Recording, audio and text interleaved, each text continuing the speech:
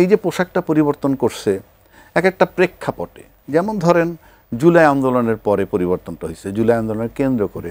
আমরা যদি তার আগে যাই, আরেকটু পিছনে যদি যাই, 57 জন সেনা অফিসার যে মারা গেল, তারপরে কিন্তু আমরা বিডিআর নাম পরিবর্তন করে ফেলেছি বিজিবি, এবং তাদের পোশাকগুলো পরিবর্তন করছে। আমি যদি দুইটা পোশাক মিলাই, এখনকার যে পোশাকটা যাচ্ছে তাই, কিন্তু আমি কোনো টিভিতে আলোচনা শুনি নাই তখন এই বিজিবির বিডিআর নামটা পরিবর্তন হইল কেমনে, যে বাংলাদেশ রাইফেলস বললে যে একটা টকবক টকবক ভাব হয়, যখনই বিজিবি বলেন, বিজিবি এই মানে বললেই দেখেন আপনি তার সাথে পোশাক যদি মিলান, আমার কাছে মনে হয় তাহলে কি তাদের মনোবল চাঙ্গা করছিল?